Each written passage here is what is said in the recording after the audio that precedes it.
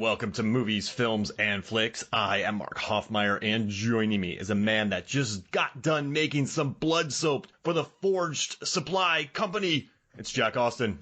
How's everybody doing? Yeah, the soap is really disgusting, but it was a labor of love. Oh, man, it just seems it didn't putrefy, coagulate? Like, how'd you do this?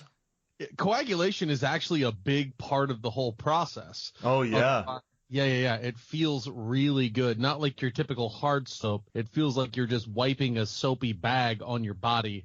We don't even need to get into the FDA or any other health regulations. Just trust me and use it. Hearing someone say wipe a bag of blood on my body, that shook me to my core. And I gotta tell you, so I joined Jack on his show, the Alter Ego podcast, the wonderful show, several times where we've gotten really weird. And we were talking about a very pungent soap that is Robot Mark. Cyborg Mark, yes. Made. And co-host. It is still sinking to the core of the earth, that soap that I bought from him. So that speaks for how excellent this soap is, Jack. For sure. Yeah, it's still sinking right now. Next one we throw through, we're going to put a tracker on it so we can kind of keep live and monitor its trek through the Earth's core. Sometimes I just like to listen to it destroy the Earth's crust. I can still hear bubbling down there. Put your ear by the cavity in the Earth and listen to the ever-present sizzle of the soap going through the Earth. Well, thank you for finally joining my show. I mean, I've been on your show a couple times, and we've made it super weird. I mean, we had an episode where we compared Shark in Venice, not Sharks in Venice, with the 1990s Fantastic Four film. And, I mean, those are two movies that deserve comparison. They do. Yeah. I think the world needed it. It's possible, but we did it. And now you're here to join me to talk about Blade, which makes me very, very, very happy. I mean, the 1998 release film starring Wesley Snipes, directed by Stephen Norrington, and written by David S. Goyer, who's actually a big name nowadays. I mean, he's worked on Nolan's Dark Knight trilogy. He's Man of Steel. The guy has been prolific in his writing. And for me, I was 16 years old when Blade came out. And I remember driving to the theater and getting my ticket. The guy was really cool there. I was 16. He still sold me a ticket for a 17-year-old film. I walked in and, you get the opening scene in the hospital, but then you go to this blood rave where you have this guy, this sort of, I don't know, Tracy Lords driving this dude to a meat packing factory. Once he gets inside, a blood rave happens. And this guy who would normally be, the tough guy, right? This kind of alpha male, he becomes this cowering mess in front of these vampires that are just messing with him and looking horrifying. And everything changes when these horrifying alpha predators see Blade. And then they just become like the guy who just saw the vampires. They see Blade and they become him. And they all put their Kangol hats on and they run around. They're slipping because blood's everywhere. And it was such an excellent intro to a film. Without many words, we know right off the back, even if we didn't know the comic, we know that vampires are afraid of Blade. Well, afraid of Blade. Yes. And it's just such an iconic visual. And when I think about my favorite superhero films, this is in my top 5 every time. So what are your thoughts? When did you first watch this movie? What do you think about Blade? So this is one of the first comic book movies that I went and saw in the theaters. And I was just a big fan of Wesley Snipes from Demolition Man and White Man Can't Jump. And I just really liked how charismatic he was and how much presence he had on screen. And when we went, we were not old enough to see this movie, I don't think. I can't remember if it was us or my cousin. One of us had to ask the huge African-American man next to us if he would vouch as our parent when the attendees of the theater came in to try to kick people out because they weren't supposed to be there. That is one of my favorite stories. He was so super cool, and he vouched for us. But as far as the movie goes, you're absolutely right. I like that this guy's there. He's just there for a good time. He has no idea what's going on, and he realizes. I like your analogy that he's in there with a group of predators, and when he realizes that, he's just fighting for survival to get out. You know what I mean? Mm-hmm. It's like he's in this mosh pit of predators who are just looking to beat him, eat him eventually, and kill him. So he's in a fight for survival. But you're right. Then all you see are these black boots, and they pan out, and there's this character. And the minute you see that shot, you're in. You're in. You know that Blade is there to do some serious business. And it's like when, the jackals are around and the lion shows up. Yeah, exactly. And I was like, oh my goodness. And you're right. Blade, in all of his 3 movies that Wesley Snipes did, they did such a fantastic job of identifying him as a powerful character, somebody with a lot of confidence, and somebody that you wanted to know more about. And he only has maybe 2 lines in the first 10 minutes. Mm-hmm. And that's hard to do. That's hard to replicate, to get you invested in a character like they did with Blade, without him saying anything. It's just the look says it all, right? And I think a lot of that credit goes to David Goyer, but also Stephen Norrington. I don't know how much you know about this director, but just that he directed League of Extraordinary Gentlemen, was a movie where Sean Connery quit from the industry. Yeah. He quit. It was fraught with problems, but what I think I sort of understand Norrington a little bit more than most people and his attention to detail. Yeah. Because he looked, the sword, the look, the vest. I mean, he analyzed everything. Pearl, that vampire, he had a whole backstory. Everything about it is he had planned. But he started off as makeup effects. So he worked on Greystroke and Gremlins, Return to Oz. He's the guy who helped operate the Gump. So in this film, like what special effect makeup does is you sit there and just with a tiny little pinprick or, tiny little brush, and you just put hairs in, or you paint thumbs. I mean, the attention to detail is insane. And then he moved up, right? He worked on the witches. He did the Grand High Witch. That was his effect. Like, he decorated her, that iconic look. He moved into Alien 3. He did he was on Aliens too. He worked on the chestburster scenes. He worked on the face huggers. Then he moved into Waxwork. He moved into Hellraiser. And eventually he got to Blade. That's a lot of names. That's a lot of movies. I mean, when you just start saying that, when you started mentioning the Alien franchise, I was like, oh my goodness. Because the level of details, not only in the human gore and things like that happen, but the creature effects, making them believable and making them scary is a big deal. So I didn't know that. That's good information. Yeah, and then on top of, so what's interesting is, I think he was really interested in, Wesley Snipes was also a producer on this, and he was interested in the character, but you had this weird symbiotic relationship between, they said it was, the producers of this film said it was kind of like a stool, a 3-legged stool. That's the thing they said. It was Wesley Snipes, Goyer, and Norrington. And the 3 of them somehow gelled together, where Norrington didn't really mess with the script because he was so worried about the look. So I just stuck with Goyer's excellent R-rated, dude. This is a grounded, mean movie. Pearl gets tortured, this evil vampire. It's just, there's so much subtle and cool world building in it.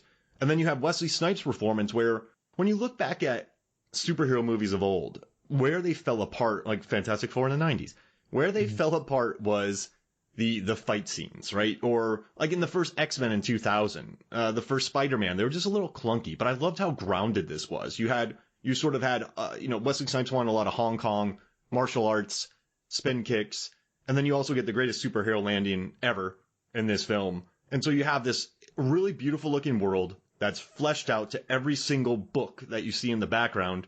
You get Snipes at his best and a good script. And I almost say that's one of the best superhero landings, if not the first one I can remember. Mm-hmm. He gets out of the ritual, he gets the blood in his system, and he's going down to fight La Magra. You're absolutely right. We might have been witnessing the birth of the superhero landing. Yes, it was beautiful, and it was just so cool. And I gotta tell you, man, I get so annoyed when I see the 56% tomato meter score. And I even get annoyed when I see the 78% audience score, because this movie is at least 145%. For me. It's okay. This is, I know I'm talking a lot here, man, but you also was on your Venom episode. I love Venom. You didn't. That was a fun ep. And what I like though is this movie, we watch a lot of superhero movies, and a lot of them are good, but none of them have a standout iconic moment. Blade has probably 5 of them. Yeah. Ice skating uphill. I love when the cops start shooting Blade. He's like, "Are you out of your damn minds?" Like that was his idea. I love the catching of the glasses, the blood rave. I mean, there are just some iconic visuals in this, and they're so memorable. Him And coming back to their lair and finding that it's been raided by Deacon Frost. That to me was one of the most powerful scenes in the movie for me personally. yeah, because Kristofferson, right? You just love that guy, Whistler, and Yeah. it's pure. It's for me. I never knew about the Blade character, and maybe you can tell me about that. But for me, what I loved was it was just focus on Wesley Snipes' Blade. You also had some really compelling characters. I mean, just the side characters in this I liked. Ambush Wright as Karen Jensen, this cool doctor who's also a hematologist. You had Deacon Frost, Stephen Dorff. I mean, he wasn't the most physically powerful, but he used technology to read ancient scrolls. He was just smart, and he wasn't complacent. And even Mercury, like her look is super memorable. Sanaa Lathan is in this movie. Udo Kier, he's just always in vampire films. Donald Logue as Quinn, like just that idiot who always get his butt. But I just feel like at the same time, you need a Quinn. Yeah, exactly. Yeah. And he was just there's humor in this, but then there's torture, there's blood, there's death, there's matching henchmen. I don't know why they match, but there are matching henchmen who have beanies and leather jackets that were bought by one company. Do they line up and get this stuff sent to them? Do they dry clean? It's just right. Is there a vampire dry cleaning? Yes or no? Yeah, we need this is the facts. This is what. Yeah, I'm just so excited to talk about this movie, man. I'm glad you joined me because I think one thing about you is I was into X-Men in the 90s. I would buy like Turok. I would buy Star Wars comics if I liked the cover. I probably wouldn't even read them.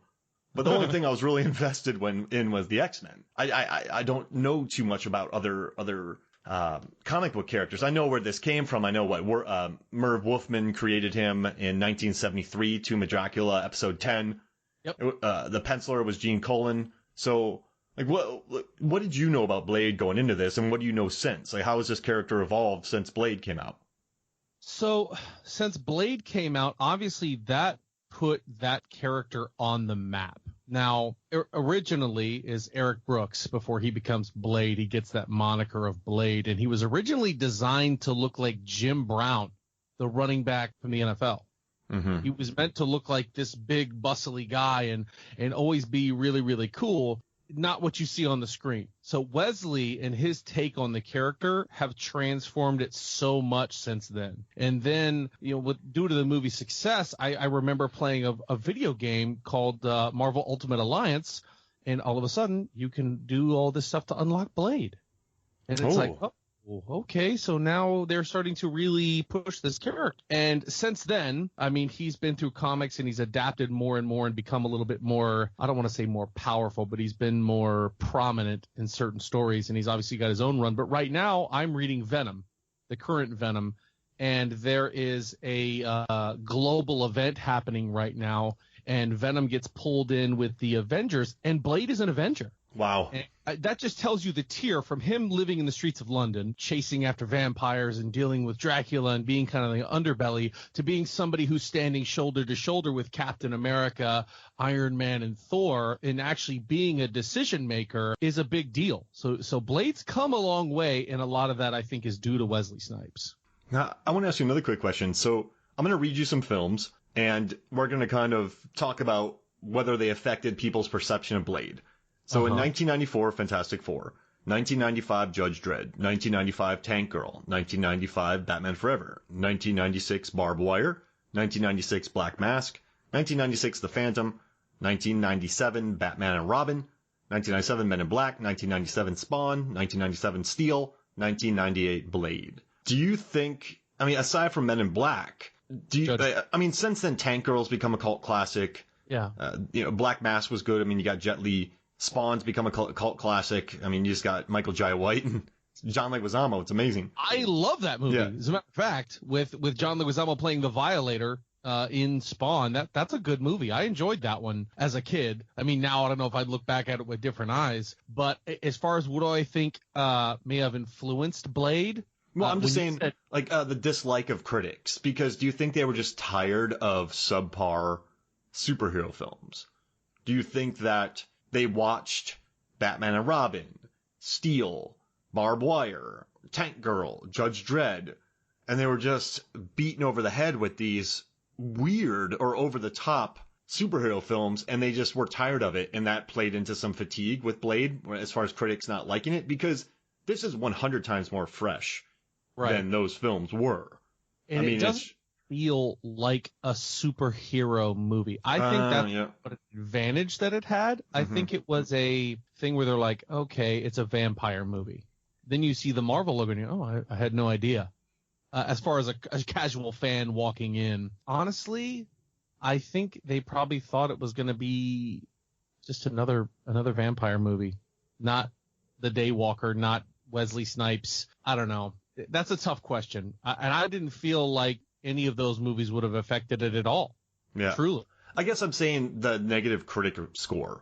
So maybe critics were just beaten up. Like, they were just so used to beating on these types of films where they just went in ready to tear this one apart.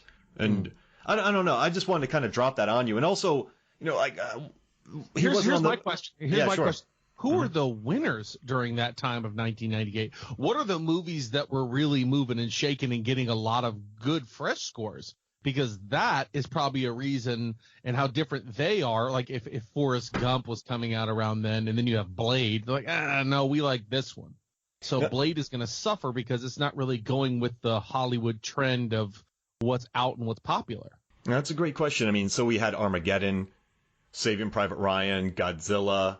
There's Something About Mary, and let's see, A Bug's Life, Deep Impact, Mulan, Dr. Dolittle, Shakespeare in Love, Lethal Weapon 4. Those were the highest grossing movies. You look at those movies, every single one of them seemed to, except for like Something About Mary, seemed to be on a much bigger scale, and a lot of stars in those movies. Look at the cast of Armageddon. Seeing a lot of big names, and then you see two that aren't really that big. Wesley Snipes, Stephen Dorff. Nobody's really looking at that and going, wow, this is a star-studded movie.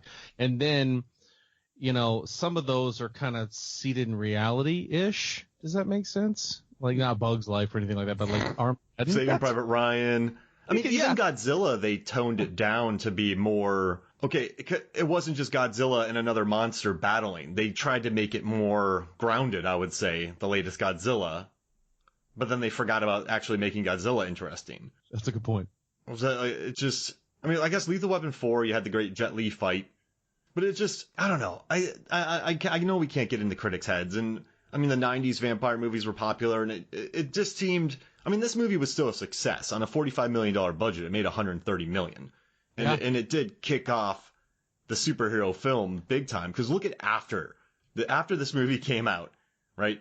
So after it comes out, we get 2000 X-Men, 2000 Unbreakable, 2002 Spider-Man, 2002 Blade 2, Hulk, League of Extraordinary Gentlemen, Daredevil. Like, it just got, I don't know, like they got bigger and better. So I think Blade really did influence. And Marvel was in trouble in the 90s. They were not.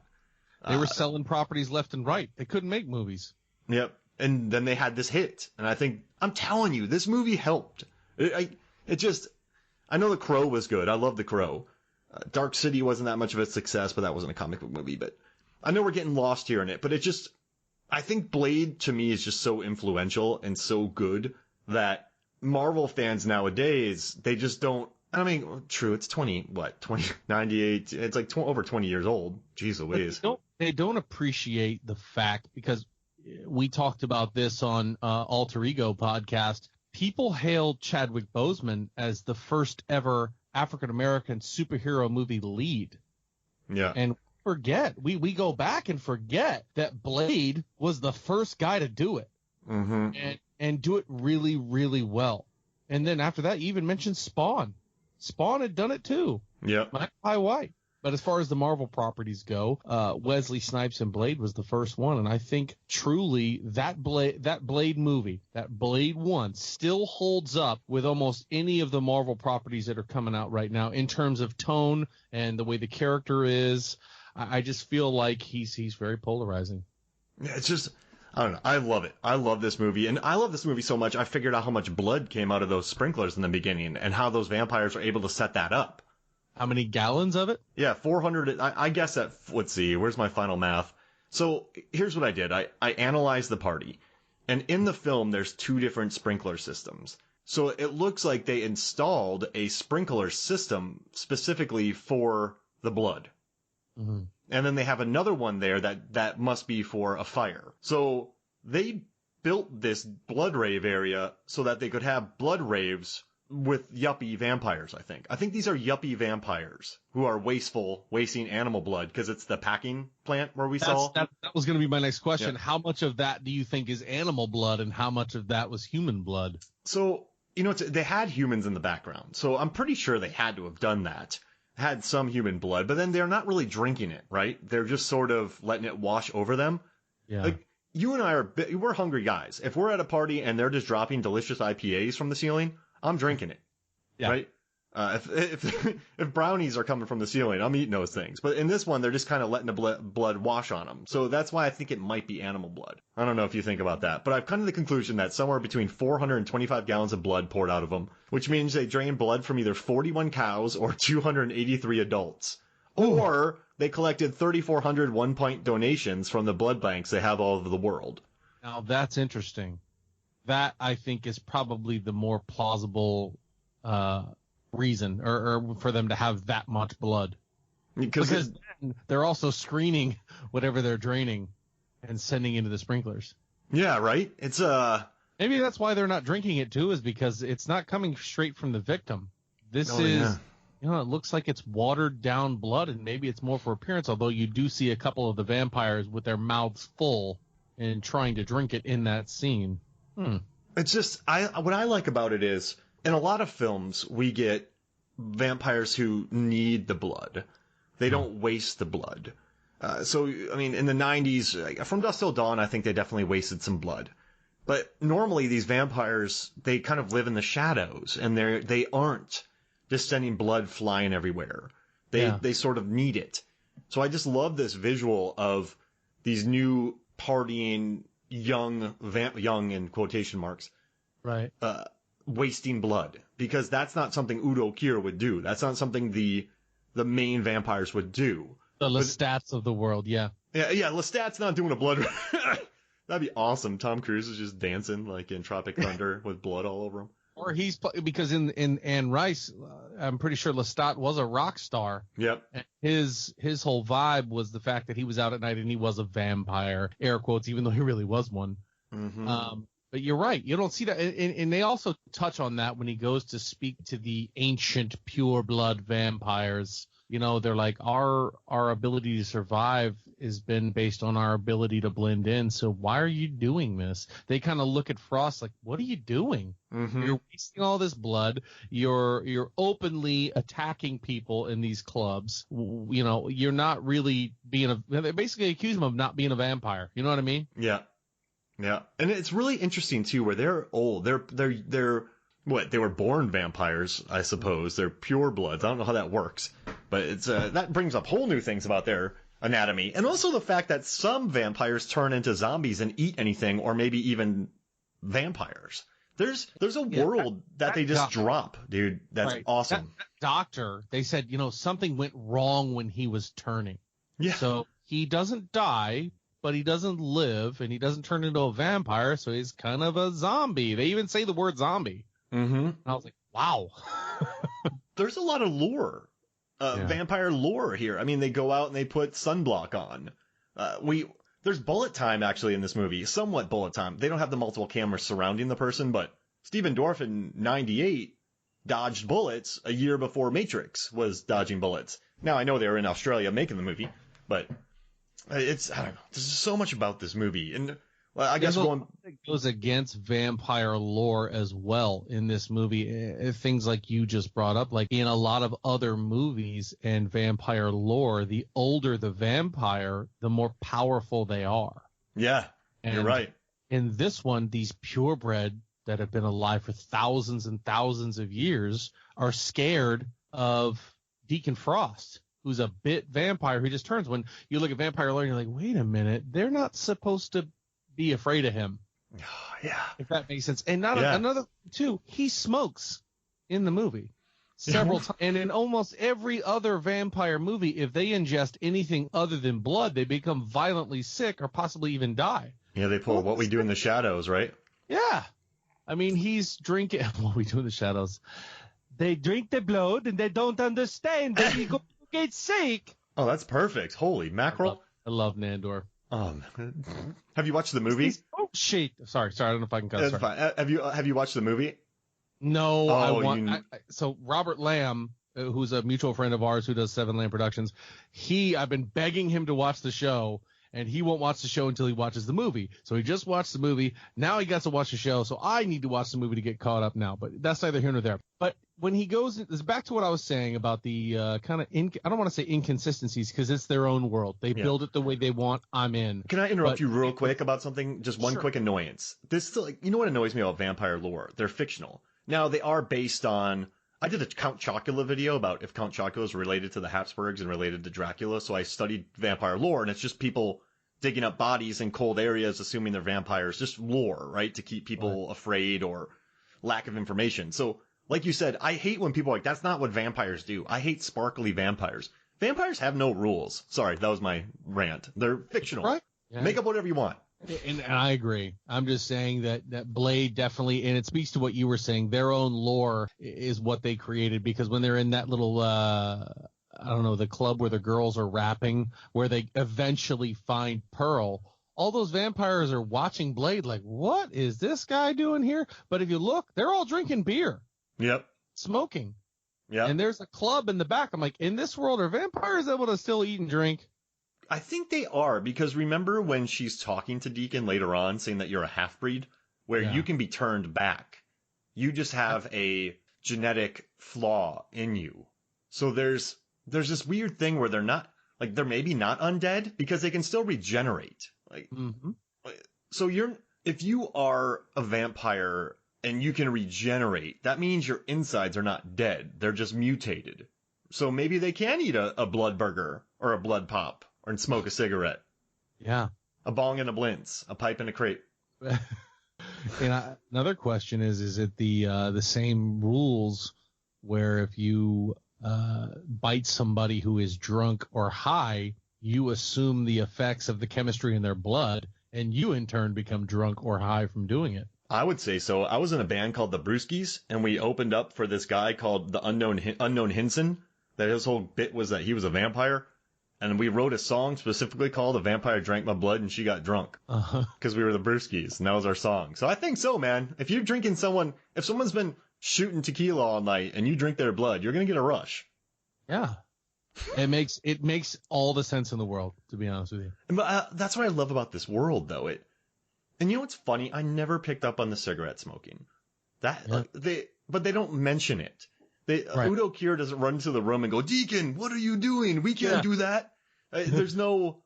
And then he puffs on the cigarette, then Udo pukes because he's a pure blood. But it's but that's really funny. They really are quite fast and loose, but it still feels more grounded, right? It's interesting. You also mentioned him being able to stay outside. Yeah. In the sun. That was another one that I was like, this is a little iffy here.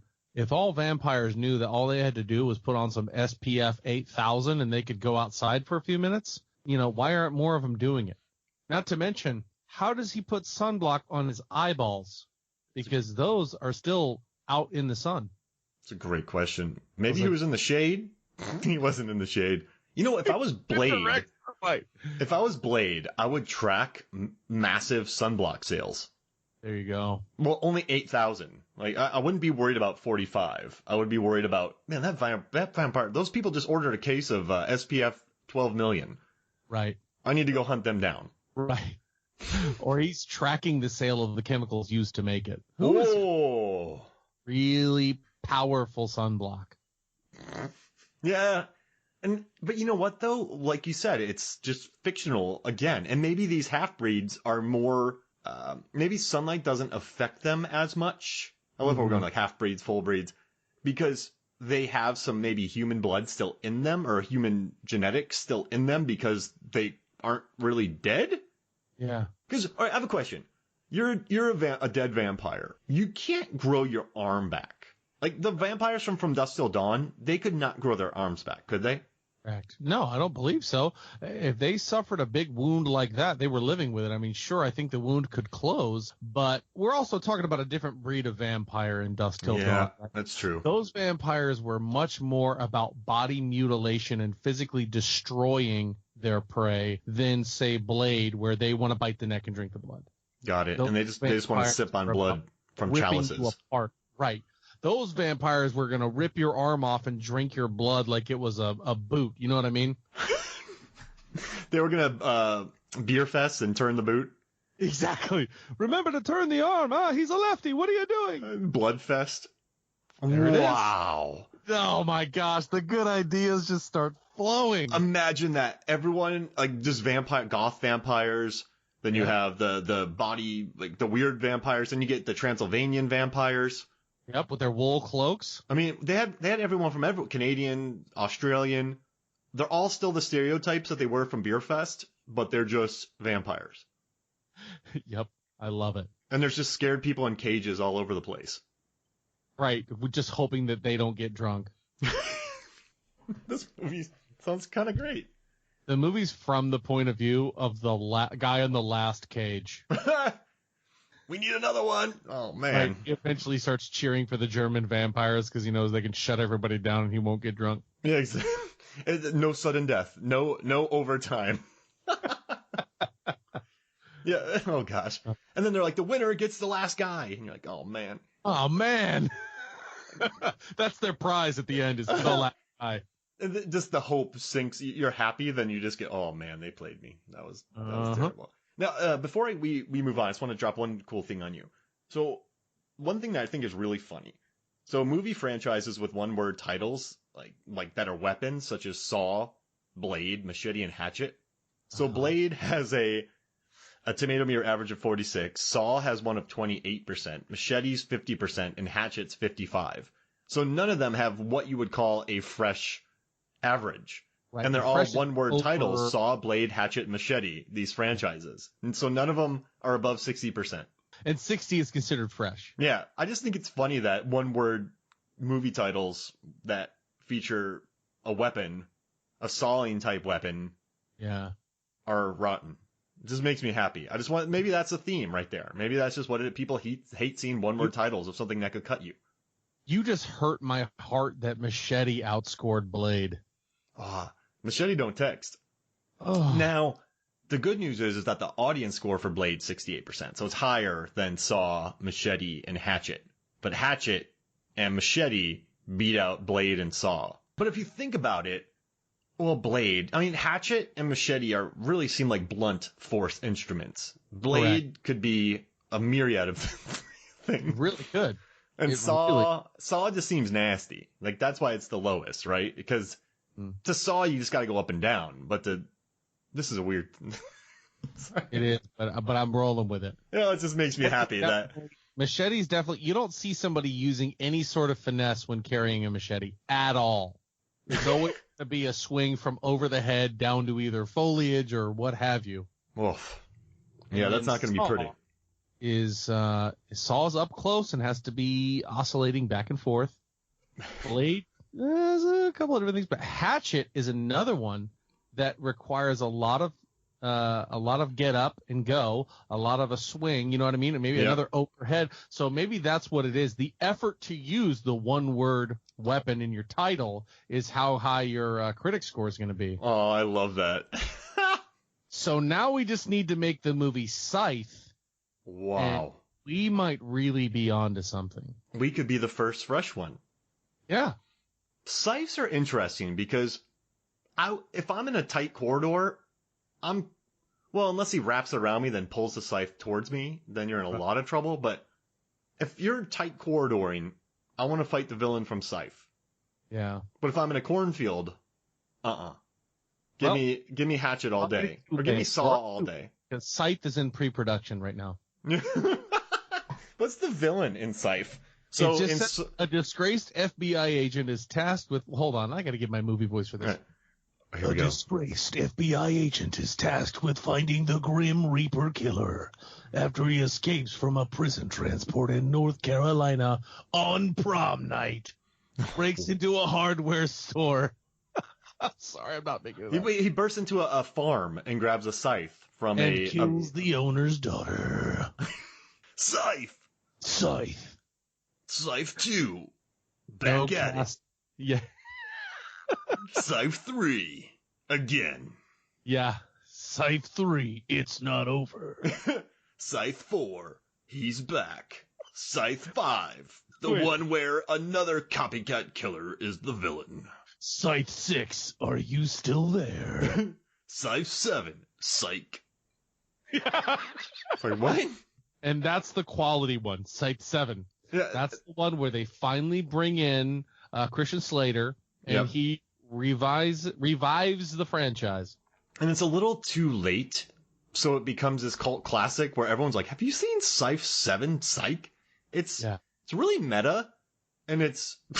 And They almost lost me on Scythe 6, Are You Still There? But man, like there's a scene in 7 where someone's watching Scythe 1 on a TV, but then the Scythe killer's still in it. yeah, And by this point, Christian Slater is the son of the hero from the first one. right, who's still disgraced even in 7. Wow. So he was disgraced through 7 films? That's right. He never gets his redemption. That's why Scythe keeps coming back. Oh, that's amazing. And in Scythe 5, you find out that Scythe is the disgraced FBI agent. Wow. Oh, It's what, and the creative team from the first 2 came back for 7. So you can tell that they really were able to bring the gore effects. yep. Yeah, 7, what I think I like about 7 is the way it's meta, but it's not owned by meta, if that makes sense. Yeah, it's breaking the mold.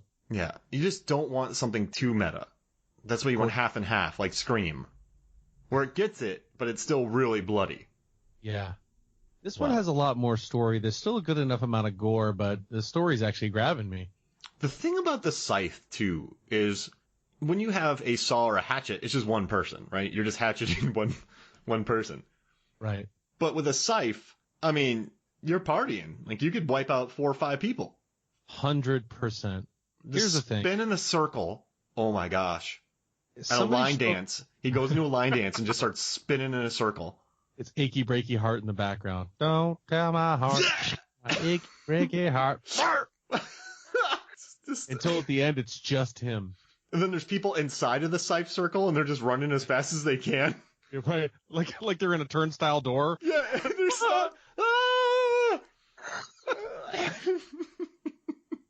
Oh, man.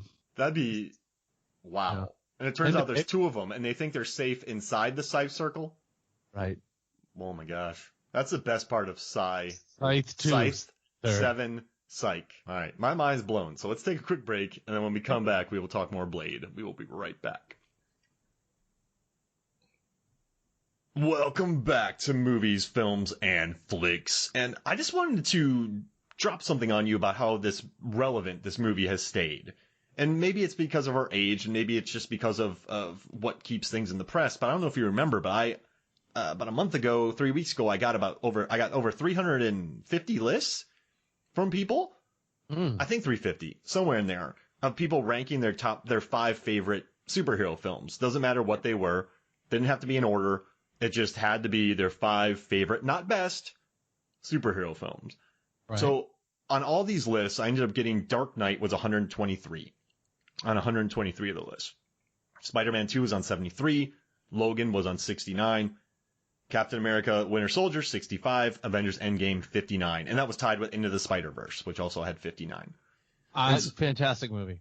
And so, but at the bottom of the table, which it wasn't horrible, we had Blade 2 with 14 and Blade on 13, which means they appeared on 13 and 14 of the list. Now we have Cap 1 that wasn't really on there. We had Thor 1 and 2 that weren't on there. The Hulk movies weren't on there. Daredevil. I mean, we're talking 30 other superhero films that didn't make it. Yeah. So Blade and Blade 2 aren't Dark Knight level, which nothing can be, but they're also not Punisher Warzone level, which is beautiful. So I guess that's nice to know, right? Is that while they're not on many lists, they'll still pop up, unlike some movies, which I think is fair. Because for me, it's top 5, right? Top 5 for me. But this doesn't belong up in the echelons of Spider-Verse, does it? But I think it does. I think it does. Yeah. I think we're talking different tones here. Yeah, you're right. I think superhero movies can't all be thrown under one single boom, superhero. I think you need to break it up a little bit, because Into the Spider-Verse definitely can hang with some great movies, but you wouldn't compare it to something like Blade, in my opinion. Yeah, that's a great point. And you wouldn't compare Avengers Age of Ultron, Ant-Man and the Wasp. It's just different feels. Yeah. I mean, sure, they're heroes, but they're completely different. No, I gotcha. And but do you think that's I don't think most people think like you, Jack, because that's rational. So, I mean, it's, right. And to be fair, I think Dark Knight's a great film, work of art. Like I figured out how much cash was in that pile in The Dark Knight. Like, that's been a great post for me. Yeah. But by the way, that is my favorite. That's number one for me. I think that's the best made comic book movie, if you're going to throw them all into one, of all time. And I just like that it stays grounded. The biggest part that annoys me about The Dark Knight is that everyone just goes, the Joker represents chaos and anarchy. No, he doesn't. No. The Joker had an entire plan set in motion, A, B, C, D, laminated, tailored suits. So he wants to cause chaos, and he could be considered a force of chaos, but a very organized, controlled chaos. So he even names himself the agent of chaos in the movie, but I disagree. The Joker does not represent chaos. I think Gotham City represents chaos. Personally, because the Joker and Batman are a product of their environment, right? Yeah. Joker definitely is tailored. He was calculated from the first frame to the last one. So to call him chaos, I disagree. Yeah. I mean, sure, some of the things he did caused chaos, but that was intentional. Exactly. So I guess I get annoyed. I love the movie, but there's people really reading it wrong. But then I'm just the grumpy man in the corner hating on a very good film. So, hey kids, go watch Scythe 7. Don't appreciate Heath Ledger. Go watch Scythe 7, psych. Yeah, but I guess for me, I don't know why Blade doesn't pop up in the conversation more. And after I was reading about it, like, it's really interesting what they said too. The head of New Line, Mike DeLuca, said, "I'll make it for $40 million if you can get Denzel Washington, $35 if you can get Wesley Snipes, and $20 if you can get Lawrence Fishburne." So they had three people in mind. They got Wesley Snipes. They got their $35 million, which in '98 was really good. And I think I don't know, man. It's this movie in '98. I don't know. This may be an unpopular opinion because I love Denzel Washington. I think he's extraordinarily talented. I don't think Blade is as successful with Denzel compared to Wesley Snipes. No, and I think you're right. And when you think about Denzel, he has done some physicality in Equalizer, The Hurricane. I mean, he was excellent, but just the overall, like, Denzel's great. Like, listen, he's an Oscar winner. He's a top tenor. I think just the attitude and action and the way Wesley Snipes Snipes embodied Blade. And so you're able to see Blade as Blade, not really Wesley Snipes. And as excellent as Denzel Washington is, I mean, Malcolm X is just amazing. And Training Day, I mean, actually, we could just sit here and name all of his movies. We really could. I think you're right.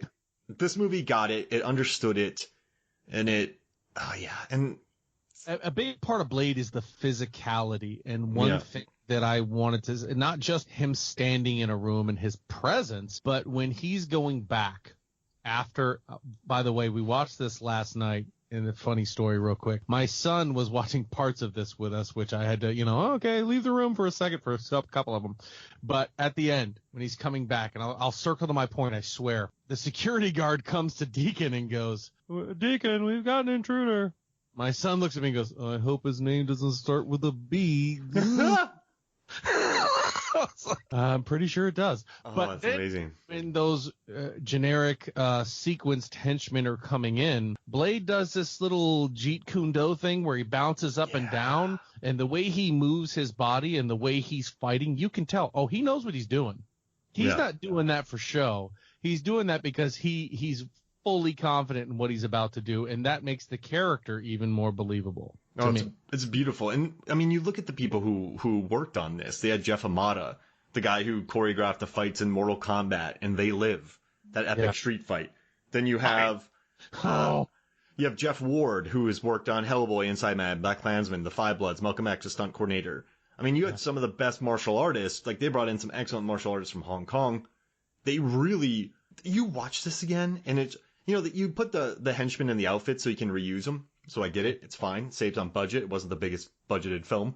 But I loved watching these fights and the kicks. And when, you know, they even hide that girl that starts kicking him that we meet earlier at Duncan Frost's loft. And then she starts kicking him. Video games when he's walking around hearing from Pearl about La Magra and how it works. Mm-hmm. She's sitting there watching video games and looking up. And that was another one of those things, because in vampire communities, children were forbidden. They couldn't be vampires because then they would live forever as little vampires. And he just takes her in there, and then she just starts kicking him. It's just excellent. Yeah, that move he does, the when he throws his blade and then he catches it.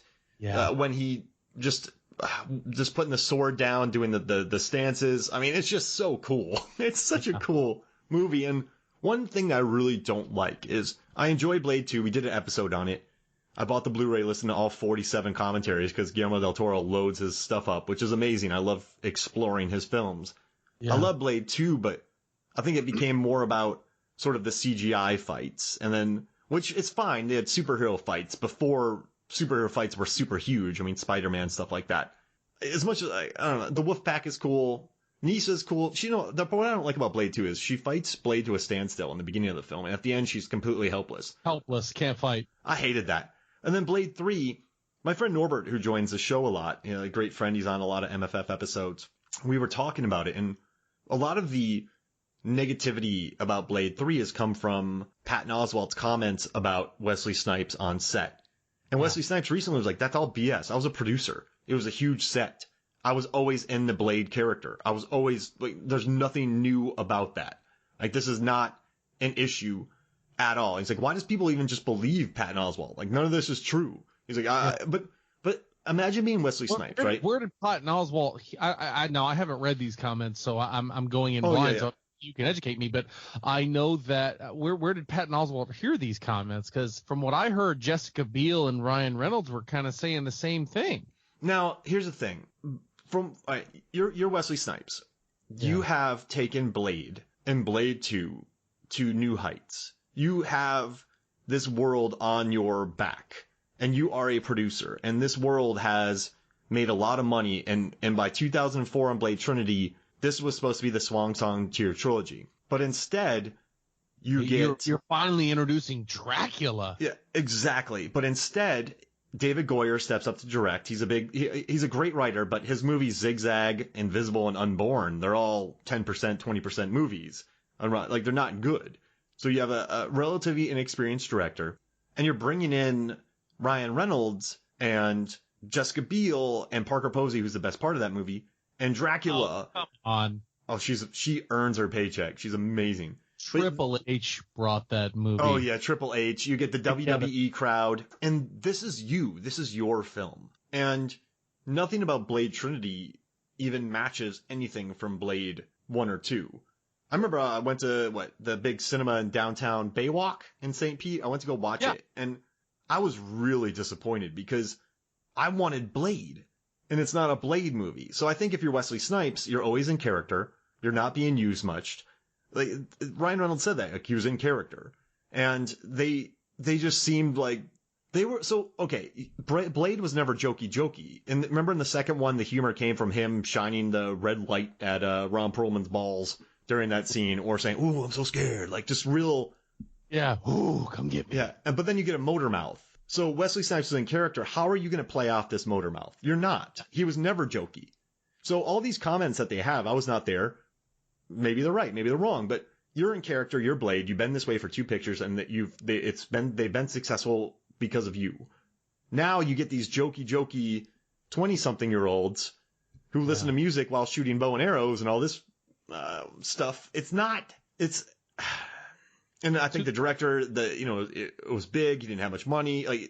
Not money. He didn't have much experience. So I could see Snipes being no. Yeah, and they said that Snipes communicated by post-it note to the director. Yeah. Well, he's in character. He needed to talk to this director, who days went long. So I don't know.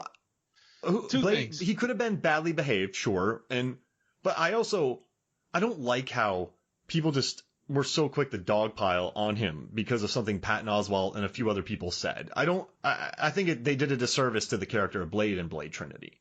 You're right. And let's talk about the fact that Patton Oswalt's level of involvement in the movie and Wesley Snipes' level of involvement in the movie. There's shades of gray there. But a lot of people don't know. Wesley Snipes did his press tour in character.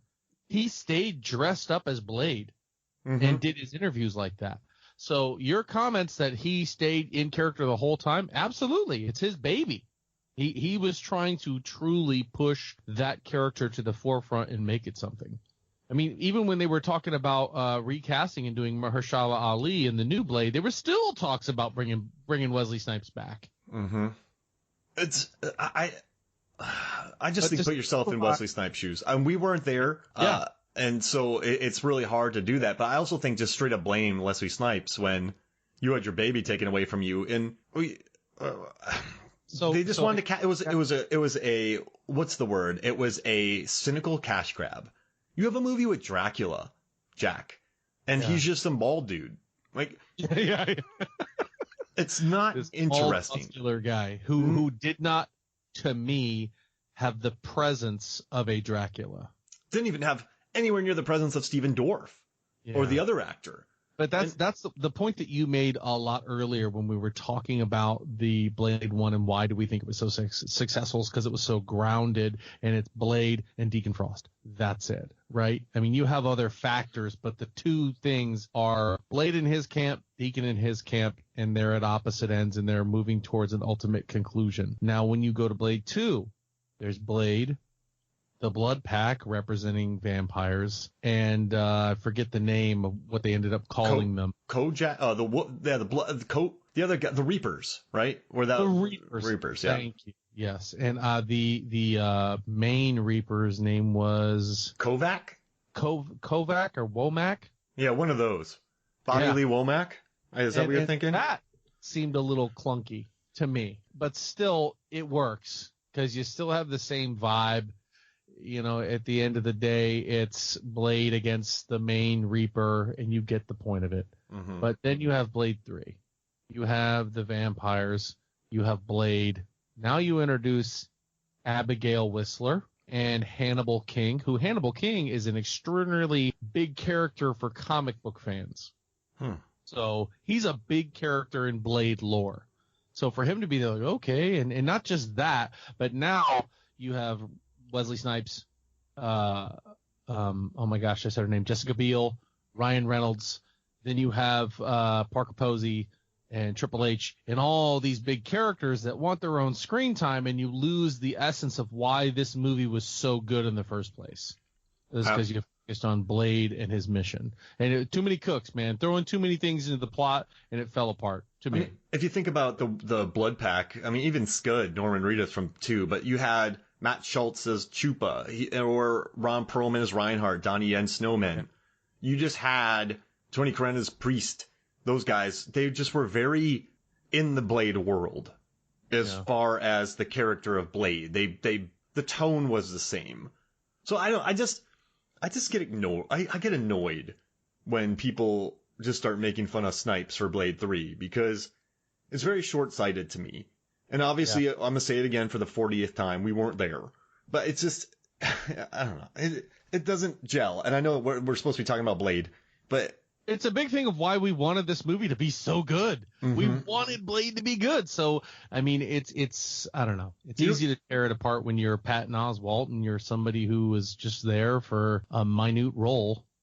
And then it doesn't go well. And, well, why didn't it go well, Patton? Well, let me tell you.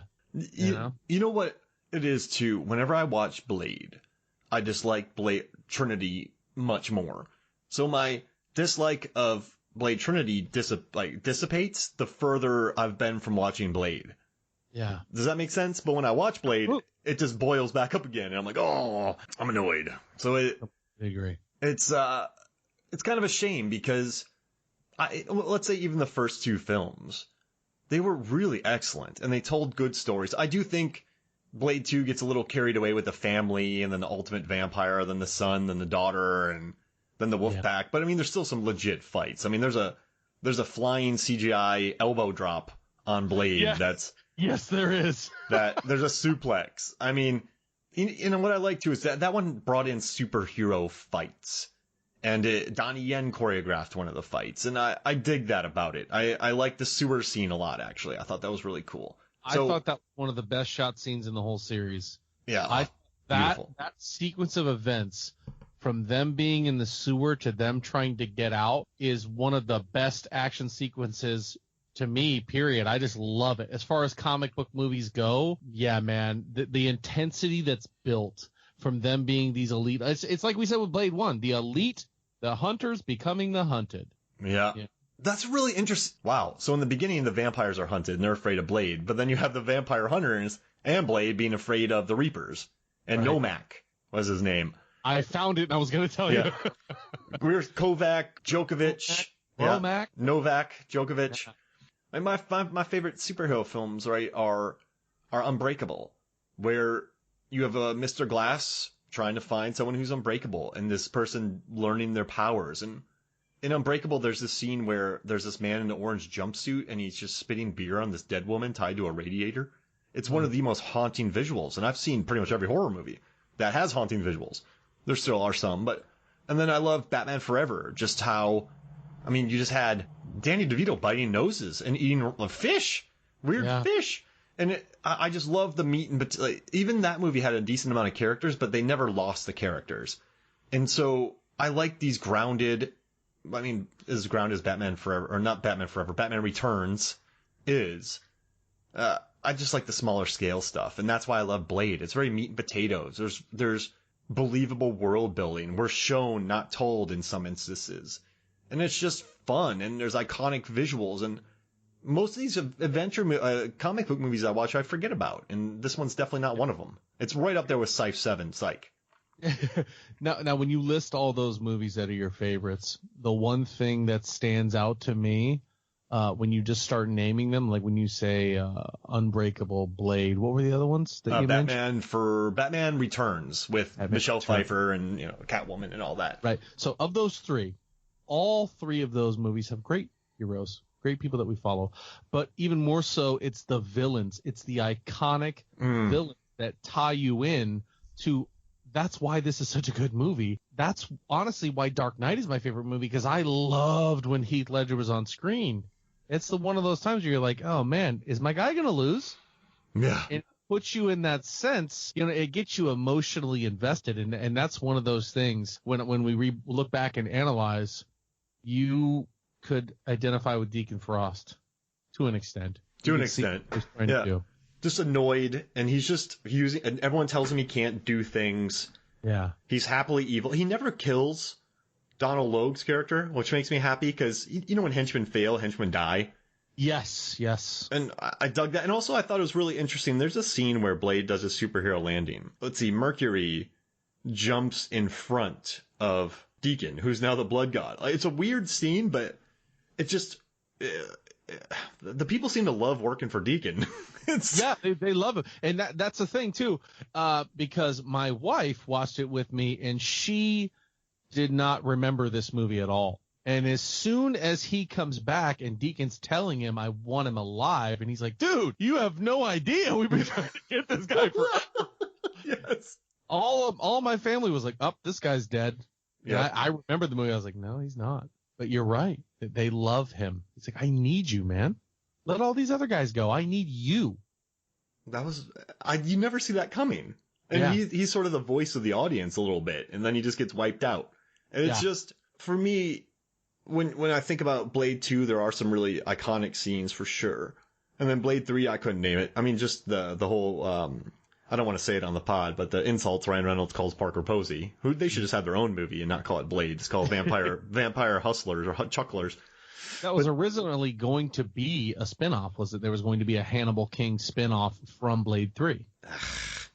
Or actually it was, what were they called? Yeah, the Night Stalkers? Night Stalkers. There was going to be a Night Stalker spinoff with Jessica Biel and Ryan Reynolds. Just, hey, let's finish a trilogy and try to make money. But I don't remember that. And but Blade, it's just the superhero landing, the blood rave, the like you said, that step he does, just the fights, and it's now, when you talk to me about this episode, and what you want. I said, oh, what do you want me to know? What do you want me to talk about? You said, think about 3 scenes that you want to bring up and talk about. Yeah, let's do that now. Let's do that. Let's finish it up by talking about our 3 favorite scenes. You want to do that?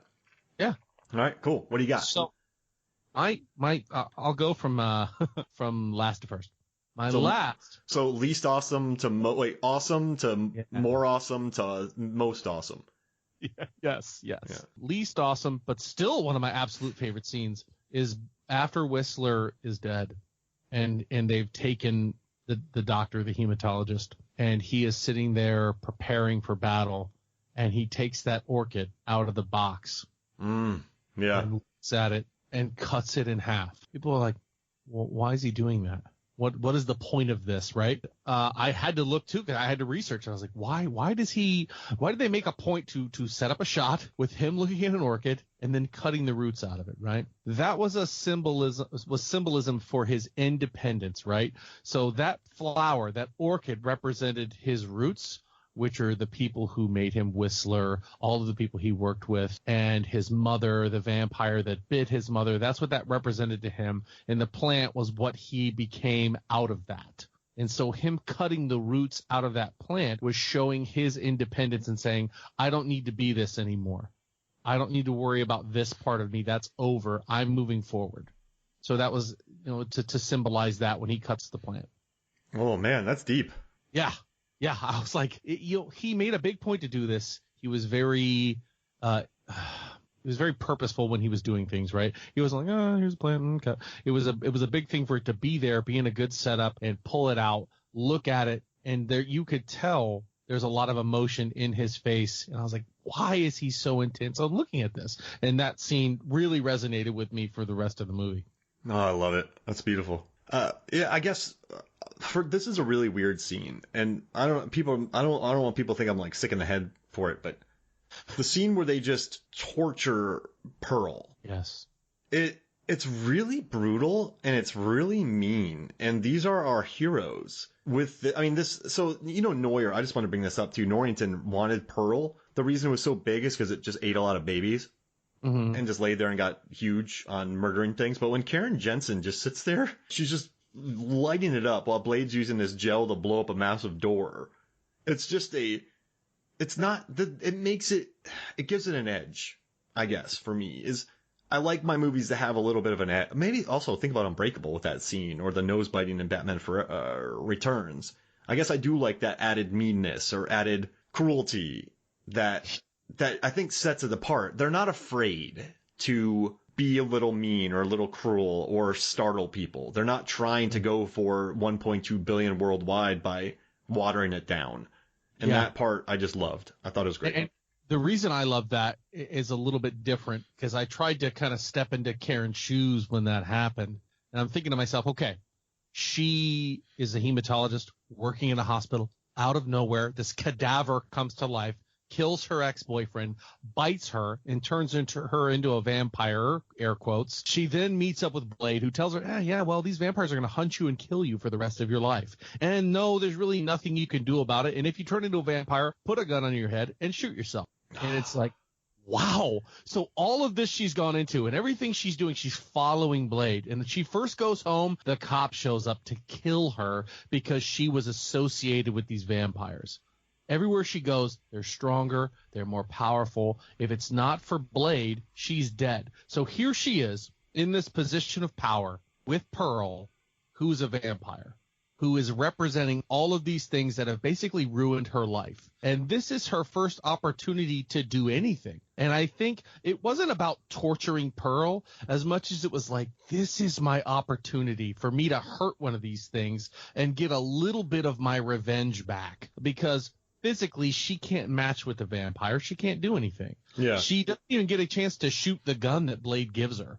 Mm-hmm. So she finally gets this opportunity, and I think she's just like, she wants to hammer it home and really fry this thing that can't really get up and do anything. So, yeah, it's sadistic. It is torture, but I think to her, she needed that in that moment. And you could tell it in her eyes when Wesley Snipes or Blade walks back, and he's looking at her like, what are you doing? She's like, he moved. And she kind of snaps out of it for a second. But I was just putting myself in her shoes and saying, yeah, I completely get it. I'd have fried a hole right through that donut. Another thing I want to say is when she learns that she becomes a vampire, what I love about this movie is it's really just interested in forward momentum, forward motion. Right. We don't get it. Just she learns she is. They pick her up. They take it. Just this movie keeps moving forward, and the expository dialogue is delivered when they are moving forward. It's rarely takes time for anything gratuitous, and that's why I like it. Just keeps going forward, and I like what you said about her. She just learns she's a vampire. She goes with it. He drops her off. She quickly learns what's going on. She teams back with him. It's just all forward momentum, and I dig it. All right, so that's my number 2. So if I have to do a secondary number 2, and hopefully I'm not taking one off your list, is that opening shot. The first shot with Blade, because I watched a video on the cinematography of Hannibal and how they break down a scene by shots, and how on certain shots they're focusing all on him, right? They're focusing all on Hannibal, then they show Clarice and she looks out of place. So the way they shot that scene, it's very up close. It's all these predators beating on him and moving in and moving in and moving in, and then they show him moving out towards Blade. And it's a wide shot of him. And instead of them being aggressive, they're halting their stance. And not only that, he moves forward. And when they move forward, they back up. I was like, man, that's brilliant. Just, he doesn't have to say a word. It's just the way that it's shot. It's zooming in on this guy getting ready to die. And then all of a sudden, all you see is a pair of boots. And then they pan out. And then you see him and you're like, whoa, he takes the power. He commands the screen. And then those confident steps forward, making everybody else back up and go, oh, God, what's about to happen? I just thought that was beautifully shot. I'm looking at the GIF right now of it. I made one just for me, just because it's such a great moment. Yeah. Oh, it's beautiful. Okay. So, all right. Yeah, I am watching that right now. That's so cool. All right, so I guess I'll jump to am I at number 2? The scene where he just starts kicking the henchman, and he just starts going 1, 2, 3, 4, and then he stops, flexes, like puts his arms down, flexes and yells and laughs. He's Blade is loving the chaos. Blade is he's just hammering him. He's too fast, too furious him. There's a scene where Roman and Brian just bitten Karen, correct? Yeah. What's up? This is after he's bitten Karen and has blood, actual human blood in the system, coursing through him, and he looks like he's running in place, just kicking a henchman, and then he just stops and flexes and laughs. It's beautiful. It is. It shows personality. It shows how cool it is. Aside from Dark Knight or a few other movies, show me something so cool. Show me you won't find many. Show me a movie that's not Punisher, that shows brutality of a protagonist. You know what I mean? Just beating something for the sake of beating it. Yeah, and he didn't have to deliver those kicks. It's so cool. Nope. I love it. All right, I think we're going to have the same number 1. I think maybe we will. I don't know. Number 1 for me, I don't want to get deep on you, but my father died when I was 16. So seeing him come home and seeing his father figure there beaten and dead, and him seeing that and just him coping with that all in one motion, and then being the person that puts the gun in his hand and saying, okay, and then turning around and walking away as he shoots himself.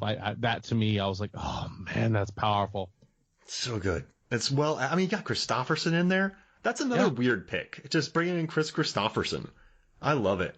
And oh man, and it's so, I'm telling you, Wesley Snipes, right? He's a very good actor. I love to White Men Can't Jump. The blast that he had in Demolition Man. I mean, he also had, major, I don't want to bring that up, but King of New York, Jungle Fever, New Jack City. He kind of moved into Passenger 57, Boiling Point, Terminal Velocity, stuff like that. U.S. Marshals. Yeah, U.S. Marshals, that was okay, right? It's just, the dude could act. And in that scene, he acted. It was subtle, it was good, it was powerful, and it hit. I was watching that too. I think I just stood there watching it. It was just so good. Oh, man. Yeah, great. My number 1 is the ice skate uphill, because... How did I know that you were going to pick that? I mean, some people, some people are always trying to ice skate uphill. And that line is in the zeitgeist, dude. Maybe I'm in a movie bubble, right? So maybe it's not. No, it is. My best friend and I quote that exact line anytime we see somebody doing something kind of stupid. I mean, it's so descriptive and random. And also, too, in these movies, it's just so random. Did he just say that? Did he just say, it's beautiful. Wesley Snipes said it. They included it in the script. And it's just so, once again, random and different. And it gives it so much personality. And and it's weird that I keep comparing other movies to it, but I'm just talking about in reference to where this movie stands in the genre.